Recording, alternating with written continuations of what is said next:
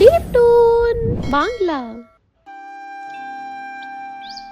বিনিতা সাত সকালে বাড়ির মন্দিরের চারিদিকে ধূপের ধোঁয়া করতে করতে ঠাকুরকে বলতেছিল, আপনার দেওয়া সব কিছু আছে ঠাকুর, বা এবার একটি সুন্দর মডার্ন বৌমা দিয়ে দাও, যেন তাকে দেখে পুরো পাড়া জ্বলে যায়। আরে কি গো, সকাল সকাল পাঠ করতে বসেছ নাকি? এত দোয়া করে কেন রাখেছ? পাঠ করছি না, ধূপধানের ধোঁয়া এটা, ইস, মন দিয়ে পূজাও করতে দেয় না। আরে তোমার পূজা করনে আমার প্রাণ বের হয়ে যাবে। আরে জানালার দরজা খুলে দাও। আরে শান্ত। বিনিতা আর গোপালের মাঝখানে মাঝে সাঝে এগুলো হতে থাকে। বিনিতার পরিবার সুখী আর সম্পূর্ণ ছিল, কিন্তু তার একমাত্র আশা ছিল পুত্রবধূ যে পুরো পাড়াতে তার নাম করুক। তার ছেলে সায়েন্টিস্ট ছিল আর চাকরির কারণে সে অন্য শহরে থাকতো। একদিন বিনিতা নিজের ছেলে প্রশান্তকে বলে, বাবা, এবার তুই তাড়াতাড়ি বাড়ি ফিরে আয়। আমি দূরের সম্পর্কে পিসির ননদের মেয়ের সঙ্গে তোর কথা পাকা করেছি। এ কি বলছো তুমি মা? আমি একবার জিজ্ঞাসা তো করে নিতে। কিরে পাজি, তোর কি তোর মার পছন্দতে কোনো ভরসা নেই? না। কি বললি? আরে না না মা, কেমন কথা বলছো? ভরসা তাপ অনেক আছে, কিন্তু আমি বিয়ে করতে পারবে না। কেন করতে পারবি না? কেন? কি আমার বিয়ে হয়ে গেছে? এই কথা শুনে বিনিতার হাত থেকে ফোন ছুটে পড়ে যায়। আর কিছুদিন পর বিনিতার দরজা খটখটানোর আওয়াজ হয়। বিনিতা গিয়ে দরজা খোলে আর দেখে কি দুটা ভারী বড় ব্যাগ নিয়ে সুন্দর একটা মেয়ে দাঁড়িয়েছিল। মিশন শ্বশুর বাড়ি পৌঁছাও কমপ্লিট প্রশান্ত। কে তুমি? আরে কোন সুরে কথা বলছে? আরে বাবা, কে তুমি? মা, এই তো তোমার বৌমা, আর রাবি তোমার শাশুড়ি মা। হ্যাঁ, এই তো প্রশান্তের মা, শ্রীমতী বিনিতা দেবী। নমস্কার শাশুড়ি মা। হে ঠাকুর, এ কি বলছে মেয়েটা? আর তুই কেমন মেয়েকে বিয়ে করেছিস? আরে এ কি এত আটকে আটকে কথা বলছে, আর মাথায় কাপড়ও নেই নেই, আর আমার আশীর্বাদও নিয়ে নেই। আশীর্বাদ এটা আবার কি জিনিস প্রশান্ত? আমার সময়তে এমন কোনো শব্দ নেই। রাবি পা ধরা মানে আশীর্বাদ নেওয়া বলে। ও, আমি বুঝে গেলাম। রাবি বিনিতাকে একভাবে দেখতে থাকে আর হুট করে বিনিতা এক পা ধরে টেনে দেয়, আর বেচারি বিনিতা পড়ে যায়। ওরে মা গো, মরে গেলাম রে! কোন স্টাইলে পা ধরে আমার! আমি নত হতে পারবো না। যদি নত হই তাহলে আমার কোমরের নাট ঢিলা হয়ে যাবে, তাই না প্রশান্ত?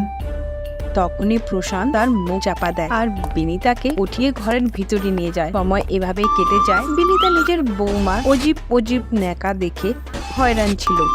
একদিন বিনিতা নিজের বৌমাকে রান্না করতে বলে, শোনো বৌমা, 5 দিন হয়ে গেছে তোমার আসার, এবার তুমি আস্তে ধীরে ঘরের সংসারে মন দাও। ঘর সংসার এটা আবার কোন মিশন? কি আপনি আমায় ভালো মতো বুঝিয়ে দিবা? কিরে পাজি, এই বোমা এই পৃথিবীর নাকি? কি বকবক করে যাচ্ছে, কিছু বুঝতে পারছি না। আরে মা, একটু মডার্ন টাইপের, তাই ঘর সংসার বুঝতে পারে না আর বুঝবেও না। আমার সময়েতে এগুলো কেউ কোনো দিন উচ্চারণ করেন না। তোমার সময়তে বৌমা কি বলতে চাই? আরে তার মানে হলে তার বাড়িতে কেউ এভাবে কথা বলে না। আরে মা, তুমিও কি তা করছো? রাবি এখন নতুন, একটু সময় দেও। কথা ভালোভাবে সামলে নেয়, কিন্তু বিনিতা নিজের বৌমাকে দেখে কিছু গর্ব লাগছিল, তাই সে বৌমার উপর সন্দেহ করে। একদিন গোপাল কুলারের তার ঠিক করতেছিল, তখনই কারো ফোন আসে, তাই সে তারগুলো এভাবেই ছেড়ে চলে যায়। বিনিতাও বাইরের থেকে ভিতরে আসে আর সে তার দেখে সরাইতে যায় আর তারে পাড়া দেয়। বিনিতা জোরে চিৎকার দিয়ে, কিন্তু রামিকে কারেন্ট লাগে না। কি হলো, আপনি এভাবে চিৎকার করছেন কেন? প্রথমবার আমি এত গলার আওয়াজ শুনলাম। কি হলো মা, কেন চিৎকার দিলে? আরে বোমা তালের উপরে খালি পায়ে দাঁড়িয়ে আছে আর ওকে কিছু হলো না। আরে এর শরীরে কারেন্ট কিছু করে না নাকি?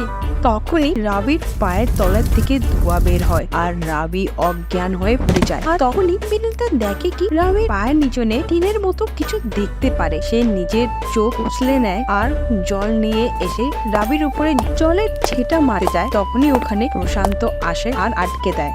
মা, জল ঢালো না, না হলে ফিউজ উড়ে যাবে। কি বললি তুই? ফিউজ উড়ে যাবে? এটা কি কোনো মেশিন নাকি? হ্যাঁ, কেন কি? তোমার বৌমা 2050 সময় থেকে এসেছে, আর সে মানুষ না, সে একটা রোবট। তার কথা শুনে অজ্ঞান পড়া রাবিকে গোপাল ঘোরা শুরু করে আর বিনিতা প্রশান্তকে থাপ্পড় মারে। আরে পাজি, এ কি কোনো সময় ঠাট্টা করা? কি বলে যাচ্ছিস? 2050 থেকে এসেছে বৌমা? মজক না, সত্যি বলছি মা। আমি নিজে তার সাহায্যতে ভবিষ্যে 2050 পৌঁছে গেছিলাম, যেখানে মানুষ কম আর রোবট অনেক ছিল। ওখান থেকে একটি 2024 এসে গেল। আর তুই এরে আমার বৌমা বানিয়ে বাড়ি নিয়ে আসলি? আরে পাজি, যাওয়ার যদি ছিল তো ভোটকালে যেতি, ভালো আর শান্ত তো মেয়ে পেয়ে যাতি। তখনই রবি নিজেই উঠে যায় আর প্রশান্ত তার পা ঠিক করে। এবার সময়ের সাথে 2050 থেকে আসা বৌমার নাটক দেখে বিনিতার মাথা সব সময় ব্যথা থাকতো। একদিন বিনিতা তাকে মন্দিরের পরিষ্কার করতে বলে, আর তারপর রামের হাত থেকে ঠাকুর পড়ে গিয়ে খণ্ডিত হয়ে যায়। আরে অনুকে কি করলি? সেটাই যা আপনি বলেছিলেন, মন্দিরের পুরো পরিষ্কার, মিশন পুরা করো। ইচ্ছা তো করে তোরে ভাইঙ্গা কোণে ডাস্টবিনে ফেলে দেই। আরে কোনো কাজের না তুই। আরে শান্ত থাকো, যখন তুমি জানো সে ভবিষ্যৎ থেকে আসে, এগুলো সে কিছু জানে না, তা কেন তাকে বিরক্ত করেছো? তো কি একে বাড়িতে রেখে দুর্ধুলা করবো নাকি? বৌমার নামের একটি জিনিস রেখে দিয়েছি, শয়তানটা। সেই সময় বিনিতার পাশের বাড়ির বউ আসে। বিনিতা রাবিকে ভিতরে পাঠিয়ে দেয়, কেন কি সে এই কথা পাড়াতে কাউকে বলতে চাইছিল না কি তার বৌমা 2050 থেকে মানে ভবিষ্যৎ থেকে এসেছে। এইভাবে সময় কেটে যায় আর 2050 থেকে আসার বৌমার কন্যাকুর্তি দেখে বিনিতা অস্থির হয়ে বলে, কিরে শয়তান, আমি বলছি কবে ফিরে যাবে এই নমিনিটা নিজের সময়তে? মা, কেন ফেরত করতে চাও তুমি একে? আরে আমার এত মডার্ন বৌমা লাগবে না, যার ভিতরে কোনো ভাবনাই নেই, যে আমার কথা বোঝে না আর না আমার ঠাকুমা হওয়ার সুখ দিতে পারবে। হ্যাঁ, তো এটা ভালো কথা। এখন আমার বিয়ে করার ইচ্ছা নেই, তাই এই আমার বউ। আর হ্যাঁ, এই কোনো কাজেই না কেন। আরে সায়েন্স কত আগে বেড়েছে, এটা একটি বড় প্রুফ। আর তুমি রাবিকে ভালো মতো বুঝিয়ে বলো কাজগুলো। আরে পাগল, আমার সায়েন্স না হোম সায়েন্স বৌমা লাগবে। একে তুই নিজের সময়তে ছেড়ে আয়। প্রশান্ত বিনিতার কথায় কান দেয় না, তাই কারণে বিনিতা খাওয়া দাওয়া ছেড়ে দেয়। 2 দিন অবধি খাওয়া না খাওয়াতে খুব অসুস্থ হয়ে যায়। তাই রাবি বিনিতার জন্য খাওয়া নিয়ে আসে। কিছু খেয়ে নাও। আপনি 2 দিন 5 ঘন্টা 4 মিনিট আর 2 সেকেন্ড ধরে কিচ্ছু খাওনি, সময় মতো খেয়ে নাও।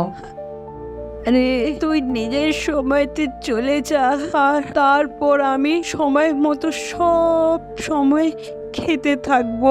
এটুক বলতে না বলতে সে অজ্ঞান হয়ে যায়। সেই সময় বাড়িতে কেউ ছিল না, তাই রাবি তার চিকিৎসা করতেছিল। আরে আরে, এই কি করছো তুমি?